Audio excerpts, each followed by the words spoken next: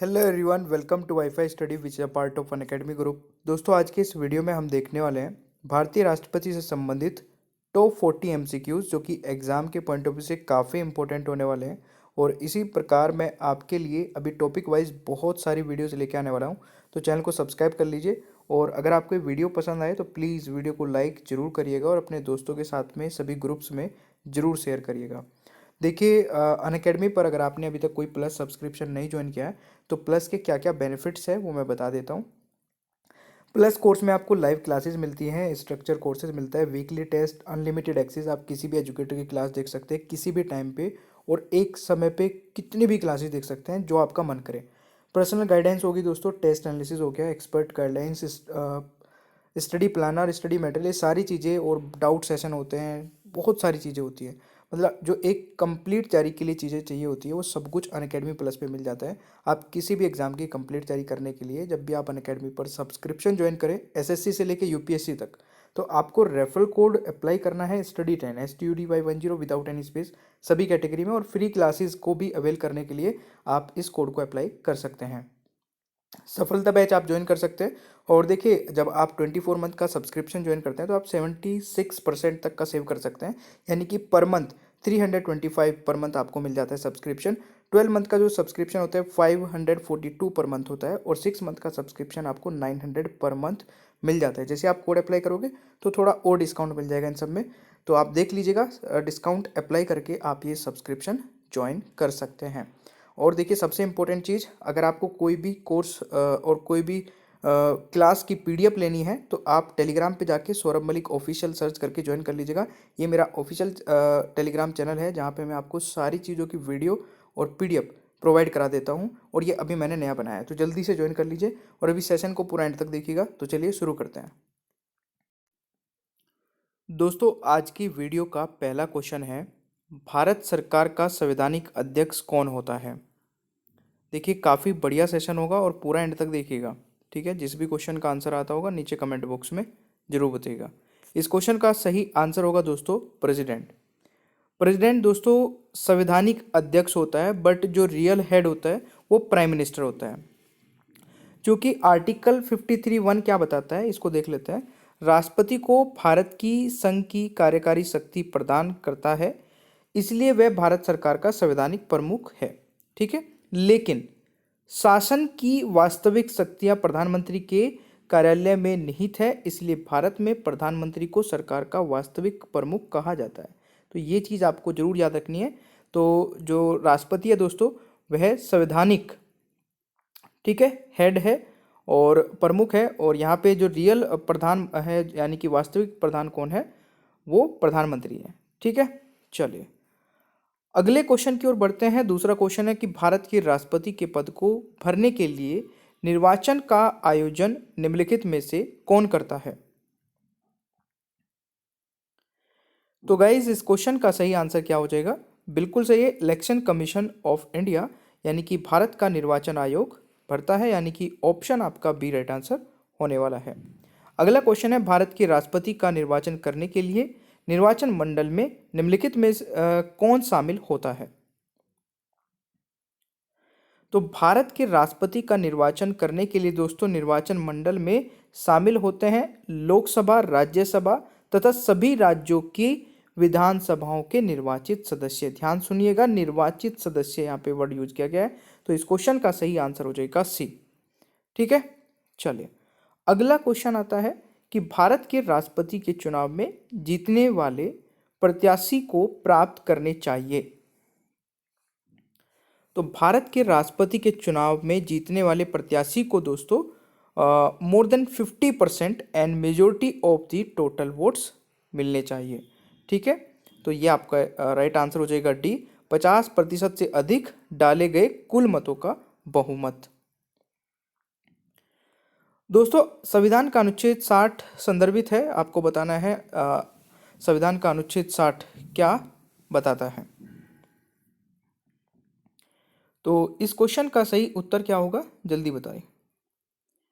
बिल्कुल, यहाँ पे जो राइट आंसर होगा दोस्तों, संविधान का अनुच्छेद 60 जो है वो ओथ ऑफ द प्रेसिडेंट, ठीक है, राष्ट्रपति की शपथ से संबंधित है, यानी कि ऑप्शन बी राइट आंसर होने वाला है। राष्ट्रपति को पद की शपथ कौन दिलाता है? राष्ट्रपति को पद की शपथ कौन दिलाता है? तो मेरे प्यारे दोस्तों, राष्ट्रपति को पद की शपथ दिलाता है chief justice of India, Bharat का मुख्य न्यायाधीश। यानी कि इस क्वेश्चन का सही आंसर ऑप्शन ए हो जाएगा। ठीक है, चलिए अगला क्वेश्चन है, भारत के राष्ट्रपति पर महाअभियोग की विधि अपनाई गई है। तो भारत के राष्ट्रपति पर महाअभियोग की जो विधि है दोस्तों, वह अपनाई गई है यूएसए के संविधान से।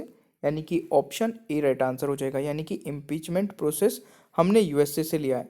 और दोस्तों जो पद है प्रेसिडेंट का, वो भी हमने यूएसए से ही लिया है। तो इस क्वेश्चन का भी राइट आंसर यूएसए हो जाएगा। सॉरी। अगला क्वेश्चन है, भारत के राष्ट्रपति को उनके पद से कौन हटा सकता है? सॉरी। तो मेरे प्यारे दोस्तों, इस क्वेश्चन का राइट आंसर होगा, भारत के राष्ट्रपति को उनके पद से हटा सकता है पार्लियामेंट के द्वारा। यानी कि ऑप्शन सी राइट आंसर हो जाएगा। यानी कि इम्पीचमेंट प्रोसीजर के द्वारा। नेक्स्ट क्वेश्चन है, भारत के राष्ट्रपति के चुनाव के लिए नागरिक को कितनी आयु पूरी कर लेनी चाहिए? तो भारत के राष्ट्रपति चुनाव के लिए नागरिक को मिनिमम 35 वर्ष पूरी कर लेनी चाहिए और मैक्सिमम का कोई प्रावधान नहीं है। ये भी आप जरूर याद रखिएगा। देखिए, संविधान के अनुच्छेद 58 में बताया गया है कि भारत के राष्ट्रपति के रूप में चुने जाने के लिए आवश्यक योग्यता का उल्लेख है। आवश्यक योग्यता में शामिल क्या क्या है, ये मैं बता देता हूँ। सबसे पहले तो यह है कि दोस्तों वह भारत का नागरिक हो, ठीक है, 35 वर्ष की आयु पूरी कर चुका हो और उसे हाउस ऑफ पीपल यानी कि लोकसभा के सदस्य के रूप में चुनने के लिए योग्य होना चाहिए। यानी कि जो सदस्य दोस्तों प्रेसिडेंट के लिए नियुक्त होगा, उसे लोकसभा मेंबर की जो रिक्वायरमेंट होती है, क्वालिफिकेशन, वो सारी रिक्वायरमेंट होगी। यानी कि वो सारी चीज़ें पूरी होनी चाहिए। तो ये पॉइंट भी आप नोट कर लीजिएगा। अगला क्वेश्चन है, राष्ट्रपति की सेनियोरिटी आयु क्या है? तो राष्ट्रपति की दोस्तों रिटायरमेंट एज जो है वो कोई नहीं है, नो एज लिमिट है। ये आर्टिकल 56 में दोस्तों बताया गया है, इसको करेक्ट कर लेना, 56 होगा। 56 के भाग 1 में राष्ट्रपति के कार्यकाल का उल्लेख है, जो उस तिथि से 5 वर्ष का है जिस दिन वह अपने कार्यालय में प्रवेश करता है। ठीक है, तो ये आपको याद रखना है। भारत का उपराष्ट्रपति निर्वाचित होता है दोस्तों, भारत का उपराष्ट्रपति निर्वाचित होता है। तो भारत का उपराष्ट्रपति निर्वाचित होता है संसद के सदस्यों द्वारा, द मेंबर्स ऑफ पार्लियामेंट द्वारा। नेक्स्ट क्वेश्चन है, भारत के राष्ट्रपति को प्रति माह कितना वेतन प्राप्त होता है? भारत के राष्ट्रपति को प्रति माह कितना वेतन प्राप्त होता है? तो गाइज, इस क्वेश्चन का जो सही उत्तर होगा that is option D, 5 lakh रुपए प्राप्त होता है। राष्ट्रपति अपने पद से त्यागपत्र देना चाहे तो वह किसे देगा? तो राष्ट्रपति अगर अपना त्यागपत्र देना चाहता है तो वह अपना त्यागपत्र दोस्तों वाइस प्रेसिडेंट को देगा। ठीक है, आर्टिकल 56 का 1 भाग कहता है, में उल्लेख किया गया है कि भारत के राष्ट्रपति उपराष्ट्रपति को संबोधित करता है, एक पत्र लिखकर अपने पद से इस्तीफा दे सकता है। और के अनुसार उपराष्ट्रपति को संबोधित किसी भी इस्तीफे को लोकसभा अध्यक्ष सूचित किया जाएगा। यह भी आपको याद रखना है। भारतीय संविधान का अनुसार भारत के राष्ट्रपति के कार्यालय में रिक्त को भरा जाएगा कितने दिन के अंदर? तो ये दोस्तों भरा जाएगा 6 महीने के अंदर। यानी कि राष्ट्रपति का जो ऑफिस खाली होगा तो उसको विद इन 6 मंथ दोस्तों भरा जाएगा। यानी कि ऑप्शन इसका राइट आंसर बी होने वाला है। नेक्स्ट क्वेश्चन है, राष्ट्रपति द्वारा संसद के लिए कितने सदस्यों को नामित किया जा सकता है? जल्दी बताइए।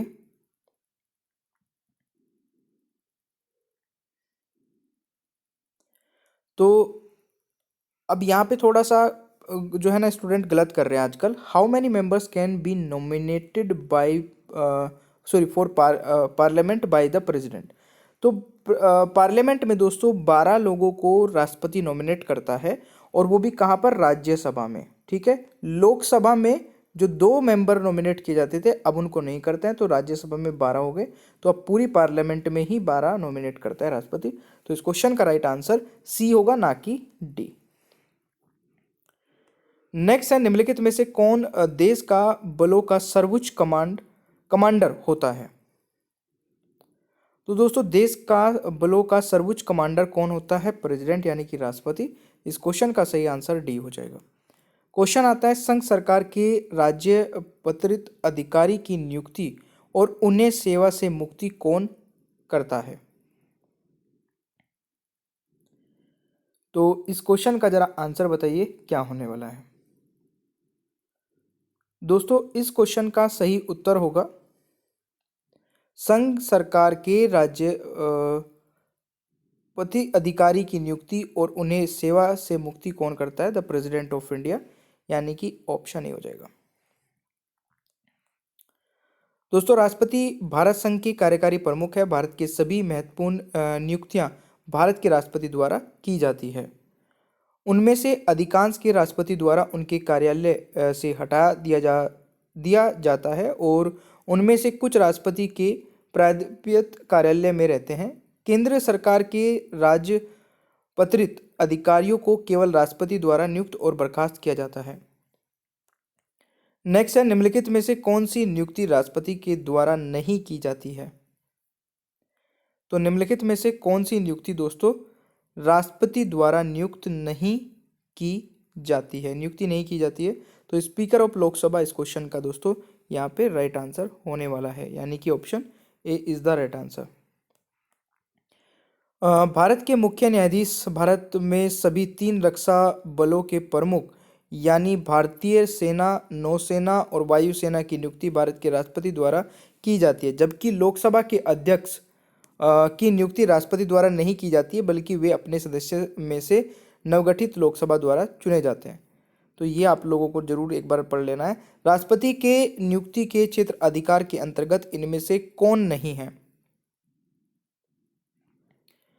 तो दोस्तों, कौन नहीं है जल्दी से बताइएगा। तो इसमें अगर मैं बात करूं एडवोकेट जनरल की, तो ये नहीं है, तो right answer is option D. राष्ट्रपति का अध्यादेश लागू रह सकता है। राष्ट्रपति का अध्यादेश लागू रह सकता है कितने महीने के लिए? President ordinance can remain in force for 6 month, 6 महीने के लिए, यानी कि बी राइट आंसर हो जाएगा। नेक्स्ट है, भारत के पहले दलित राष्ट्रपति कौन थे? देखिए, भारत के पहले दलित राष्ट्रपति, ये क्वेश्चन कई बार आ चुका है एग्जाम में। तो भारत के पहले दलित राष्ट्रपति थे दोस्तों के आर नारायण। ठीक है, के आर नारायण भारत के पहले दलित राष्ट्रपति थे और देश के सर्वोच्च पद को प्राप्त करने वाले पहले मलयाली व्यक्ति भी थे। ठीक है, तो ये आप देख लीजिएगा। यहाँ पे अगर मैं इनके कार्यकाल की बात करूँ दोस्तों, तो 1997 से 2002 तक इन्हें ये जो है दोस्तों 10वें राष्ट्रपति के रूप में और 9वें उपराष्ट्रपति के रूप में नियुक्त रहे हैं। ठीक है, अगला क्वेश्चन आता है, लोक लेखा समिति अपनी रिपोर्ट प्रस्तुत करती है। तो लोक लेखा समिति दोस्तों अपनी रिपोर्ट प्रस्तुत करती है किसे? द स्पीकर ऑफ लोकसभा को। ठीक है, right answer is option B, the speaker of Lok Sabha, ये आपका राइट आंसर हो जाएगा। तो समिति का अध्यक्ष लोकसभा अध्यक्ष द्वारा नियुक्त किया जाता है, यह भी आपको याद रखना है। और यह समिति लोकसभा के स्पीकर को अपना रिपोर्ट सौंपती है। ये चीज़ें आपको मिल जाएगी। और देखिए, इसकी जो पीडीएफ है दोस्तों वो आपको मिल जाएगी टेलीग्राम पे, और टेलीग्राम का नाम है Saurabh Malik official. Saurabh Malik official search कर लेना, आपको ये पीडीएफ भी मिल जाएगी और वहाँ पे और भी पीडीएफ और भी वीडियोस के लिंक मिल जाएंगे। निम्नलिखित में से कौन 2 बार भारत का राष्ट्रपति चुना गया है? तो दोस्तों, 2 बार भारत का राष्ट्रपति कौन चुना गया है? बाबू राजेंद्र प्रसाद, यानी कि डी यहाँ पे राइट आंसर हो जाएगा। कब कब दोस्तों, देखिए यहाँ पे अगर मैं बात करूँ तो भारत के पहले राष्ट्रपति डॉक्टर राजेंद्र प्रसाद 1950 में नियुक्त हुए थे। फिर 1962 तक दोस्तों बीच में एक बार फिर 1957 में नियुक्त हुए, यानी कि 1950 से 1962 तक इनका कार्यकाल रहा है। और ये 2 बार राष्ट्रपति बने, एक बार 1950 में, एक बार 1957 में। ठीक है, चलिए दोस्तों, एक राधा कृष्ण भारत के दूसरे राष्ट्रपति थे, जबकि के आर नारायण समाज के हाशिए के तबके से राष्ट्रपति चुने जाने वाले पहले उम्मीदवार थे। वैसे इतना इंपॉर्टेंट लाइन नहीं दिए। आपको ये याद रखना है जो मैंने आपको पहले बताया था। क्वेश्चन आता है कि निम्नलिखित में से कौन सा व्यक्ति निर्विरोध राष्ट्रपति पद के लिए चुना गया था। तो कौन सा व्यक्ति निर्विरोध राष्ट्रपति पद के लिए चुना गया था, इस क्वेश्चन का दोस्तों सही आंसर क्या होगा? ऑप्शन हो जाएगा एन संजीव रेड्डी। ठीक है, Neelam Sanjiva Reddy is the right answer. तो यह आपको याद रखना है। तो नीलम संजीव रेड्डी दोस्तों एकमात्र राष्ट्रपति हैं जो निर्विरोध चुने गए। उन्होंने 1977 से 1982 तक भारत के छठे राष्ट्रपति के रूप में कार्य किया। वे आंध्र प्रदेश के पहले मुख्यमंत्री और दो बार लोकसभा अध्यक्ष रहे और वे अब तक के सबसे कम उम्र के भारतीय राष्ट्रपति बने हैं। दोस्तों कौन पहली बार गैर राजनीतिक व्यक्ति राष्ट्रपति बने? कौन पहली बार गैर राजनीतिक राष्ट्रपति बने थे?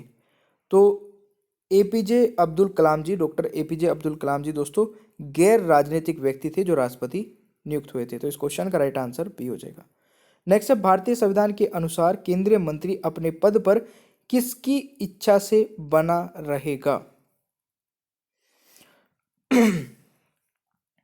तो दोस्तों इस क्वेश्चन का राइट आंसर क्या होगा? भारतीय संविधान के अनुसार केंद्रीय मंत्री अपने पद पर किसकी इच्छा से अनुसार बना रहेगा? राष्ट्रपति की। तो राइट आंसर इस ऑप्शन है। नेक्स्ट है, उपराष्ट्रपति खालिस्तान होता है। उपराष्ट्रपति दोस्तों किसी भी सदन का सदस्य नहीं होता है, not a member of any house. तो यहाँ पे राइट आंसर डी होगा। नेक्स्ट है, भारत का उपराष्ट्रपति निर्वाचित होता है। भारत का उपराष्ट्रपति निर्वाचित होता है। तो भारत का उपराष्ट्रपति दोस्तों निर्वाचित होता है member of state legislature and parliament, यानी कि डी यहाँ पे राइट आंसर हो जाएगा। क्वेश्चन आता है, भारत के किस उपराष्ट्रपति ने लगातार 2 कार्यकाल संपन्न किए? तो दोस्तों यहाँ पे अगर मैं बात करूं भारत के किस उपराष्ट्रपति ने लगातार 2 कार्यकाल संपन्न किए, तो एस राधाकृष्णन दोस्तों यहाँ पे राइट आंसर हो जाएगा। क्वेश्चन आता है, किसी दोषी व्यक्ति को सजा को क्षमा, निलंबन या परिहार की शक्ति निहित है। तो ये किसको है दोस्तों? ये बहुत इजी क्वेश्चन है, ठीक है ना। तो इस क्वेश्चन का जो राइट आंसर होगा दैट इज बिल्कुल प्रेसिडेंट हो जाएगा राइट आंसर। अगला क्वेश्चन आता है कि राष्ट्रपति का अभिभाषण कौन तैयार करता है? तो देखिए राष्ट्रपति का अभिभाषण दोस्तों कौन तैयार करता है?